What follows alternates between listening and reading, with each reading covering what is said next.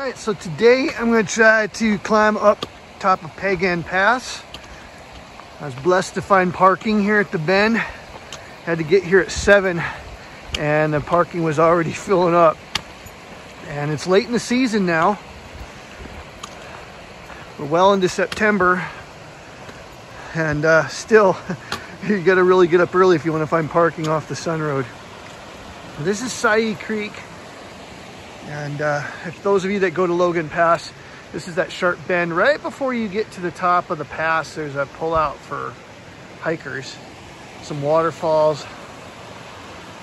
So we're going to go up to the top of that pass today. This first part of the trail, actually you're going to be in the trees.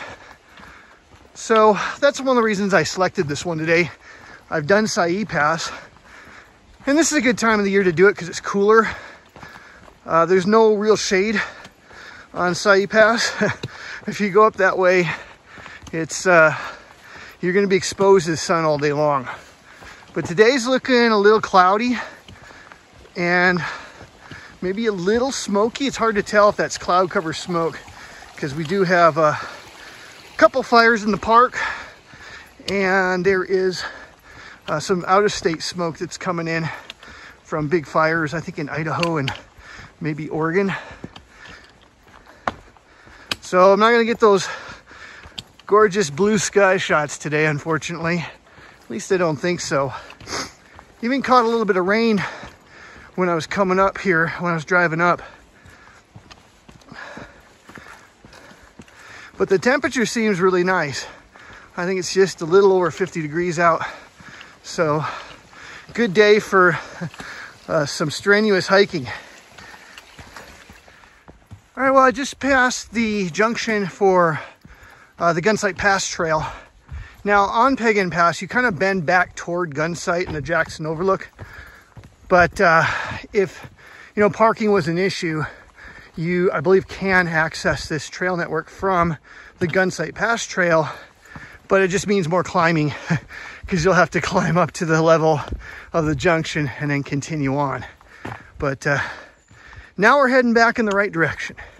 The trail begins from the Siyeh Bend there where I parked. It kind of bends back towards Jackson Overlook and you have to kind of go a little out of your way as you make your initial ascent. I was kind of surprised to find some late huckleberries along the trail. I mean, usually everything's really picked over by now and the hail damaged the berries pretty bad this year.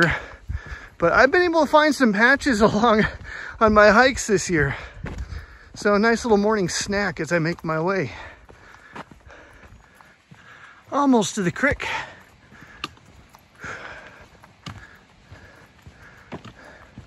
Well, you come up here in July and these creeks are really running. Most of them have been dry, which makes it easier to cross. But it's also kind of depressing because it's yet another sign that the season is well and truly winding down.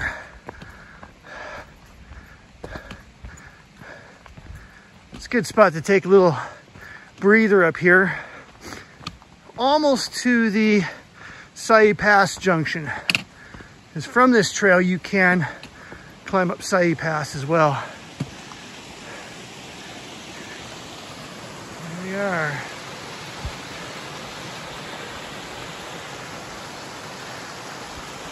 Despite the low clouds, it's really a pretty day. Can't always have blue sky and sunshine, huh?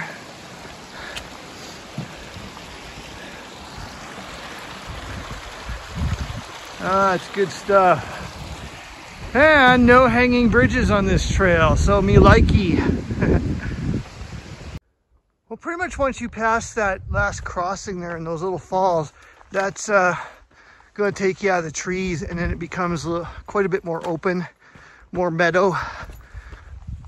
I imagine it's absolutely gorgeous up here during the peak wildflower season.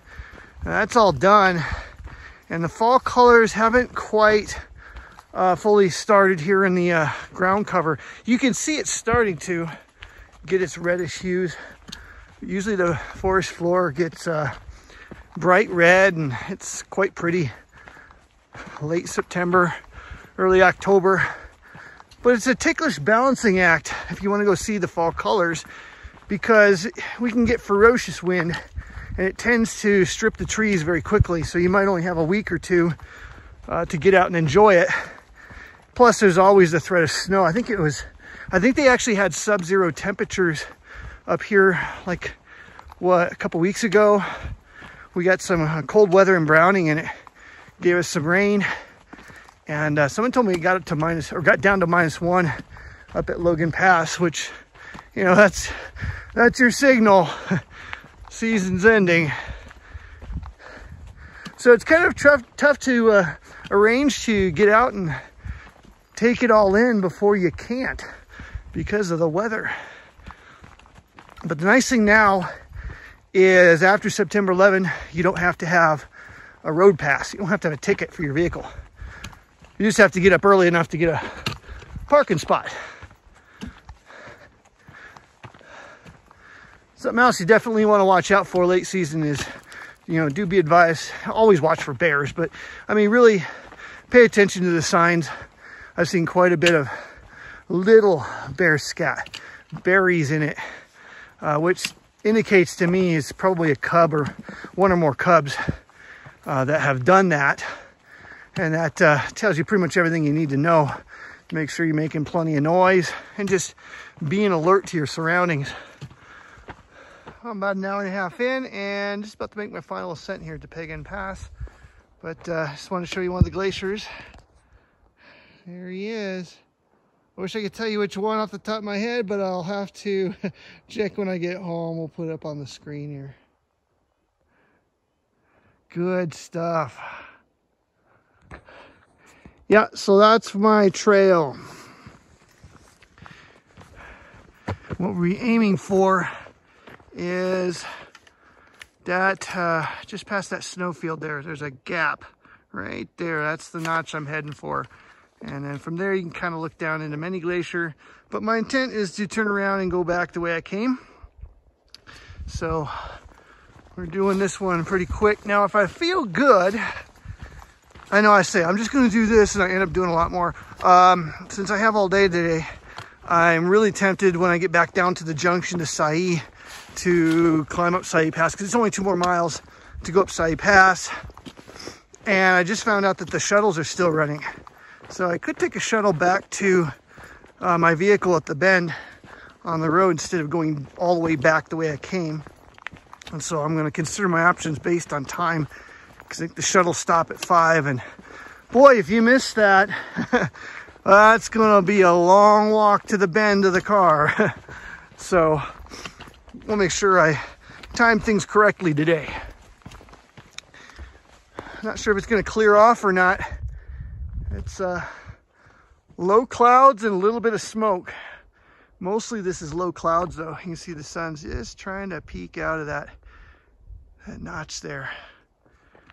Usually from here you can see, probably too dim to see in the video, but right in that notch there is the Jackson Glacier, which I can just barely make out. This is kind of limited today, but because of the smoke and the haze, but right down there's my car. Strange sensation to be able to look all the way back to where I parked. I still kind of think a more direct approach would be easier, but hey, what do I know, huh? I had to basically walk all the way around the back of the ridgeline and circle around and come back. I feel like you go at least a mile out of your way. It doesn't look that steep, but it might just be because of the drainages and the way they work here that's the better approach. But as you can see here, there's my trail running along there, and that's my destination, is right in the notch. That little V there is where I'm going. Piegan Pass, shrouded in clouds, but the sun's just starting to kind of brighten things up and might poke through and we'll get some warmth today. It's still definitely in the low 50s. Well, since leaving the tree line way down there, I haven't seen a soul. I've only actually seen 2 groups of people today. I think most people are hiking around the loop. And I'm kind of leaning toward that because I made good time Making it here to Piegan Pass. Here we are.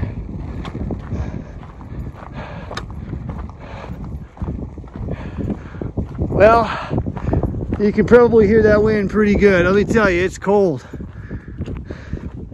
I've got 3 layers on. My outer layer is pretty good insulated flannel. And tell you what, I think I might need 1 more layer. Take a look here over the side, and then I'm gonna grab a bite to eat. Turn around and head down towards the junction with Siyeh Pass.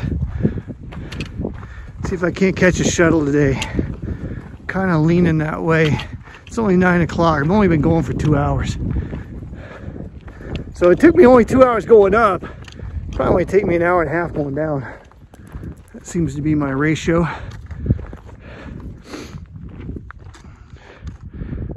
There you go. See around Mount Siyeh. Piegan Pass. So, in the far distance, you can see the Angel Wing. So if you ever hike Grinnell, that's the Angel Wing. Pretty sure that's Cataract Mountain there to our left. And just sheer cliffs on that one. There is some drainages that further down. There's a lake you can see and stuff, but it's probably pretty dried up by this time. And I don't want to take up the time. I'm in a little sheltered spot from the wind, so I think this is where I'm gonna call it. Like I say, grab something to eat, get some energy going again, and then get back down to the junction of Siyeh. The sun's just starting to peek out and give us some cool looks at the mountains. Piegan Pass isn't that steep. It's not that hard to do compared to hiking from Sunrift Gorge up to Siyeh Pass. That one's quite a bit more strenuous, I think. So even though it's uphill all the way, it's not a wicked uphill all the way. And since I'm making such good time, I just thought, well, it's only 2 miles from the junction here. I'm almost to the junction. And it's only 2 miles from the junction up to Siyeh, so I might as well just continue on this and check out some territory I've never hiked before. I've never hiked the path between the 2 passes. I didn't have enough time last year when I was up at Siyeh Pass, so definitely want to take that in today. So more look at the glacier, and I can't remember the name of that mountain either, but I'll find it for you and put it on the screen. Some pretty spots. Looks like we might get a little blue sky after all today. I think that's Mount Siyeh in front of me there. I passed the junction about 5-10 minutes ago, and so I'm starting to climb again. We'll see how long this one takes. One advantage of climbing Siyeh from Piegan Pass is you've already climbed a fair amount, and you've already driven a fair amount up the mountain. So I'm expecting that this won't be quite as challenging as going from Sunrift Gorge, as I said earlier. All right, well, here is the pass. Not a whole lot of climbing, just gotta get up there, and yeah, it's not as big of a climb as I was thinking it might be. So yeah, piece of cake. So we'll get up there, we'll get some pictures, take some video, take a look at the Sextant Glacier, and then I'll make a judgment call whether or not to go back the way I came or hike all down to Sunrift Gorge and pick up a shuttle. Well, I'm almost on top of the Siyeh Pass. I've reached the first saddle. Got a couple switchbacks before I reach the summit. I thought I'd let you get a look at the view that we're taking in. I mean, even with the smoke and the haze and the clouds and whatnot, it's spectacular.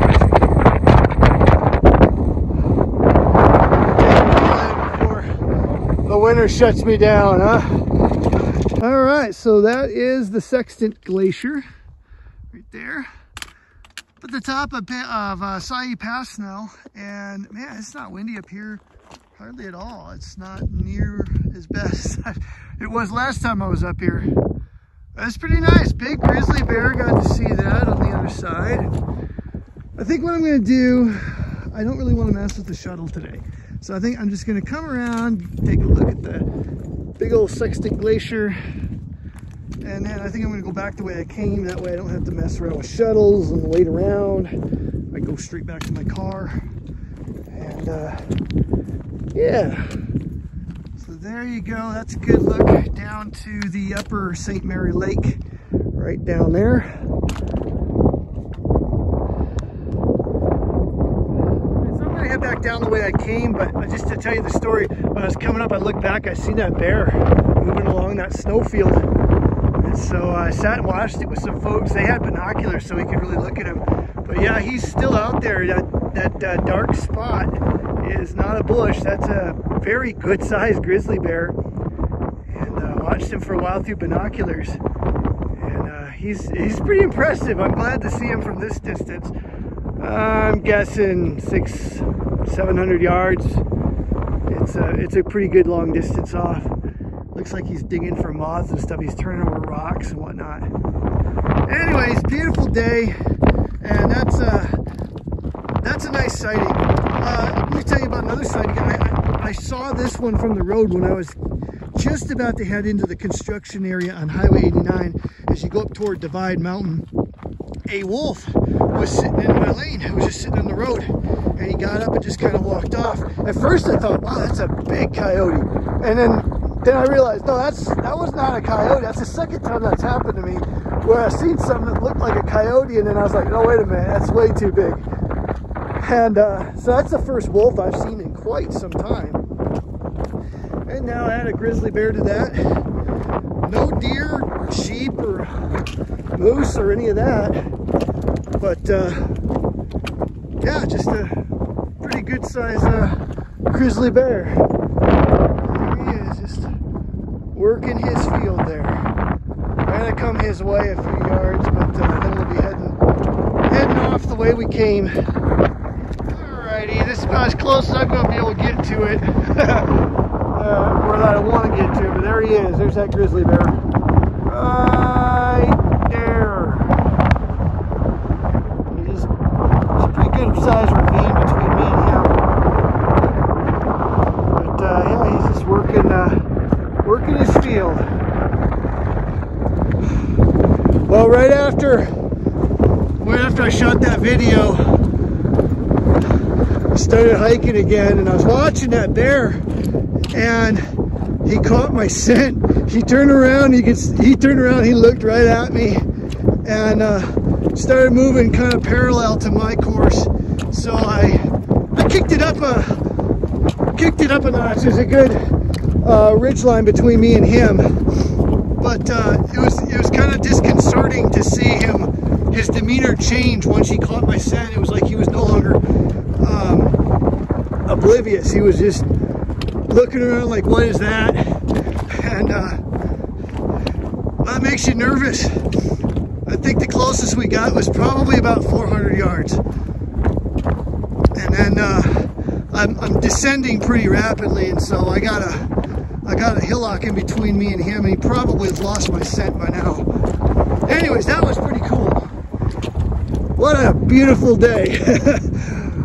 See a wolf and a grizzly. So we're gonna head back down to the car the way I come up, which means I get to go back through the woods, but I don't know, I just kind of wanted to go back the way I came. I don't know why. I just didn't want to sit around at Sunroof Gorge and wait for a shuttle that may or may not have space for me. And you know, like I said last time, you know, when you turn around and go back the other way, you get another glimpse at the same topography, and sometimes there's some value in that. So that's what we're gonna do. So one last look back toward bear country. He's somewhere over that ridge and long gone. Boy, Boy, when you see the sun come out, the changing colors of the ground cover really starts to pop. You can see it's just getting started here. It's not too windy of a fall. Could have a couple of gorgeous weeks here.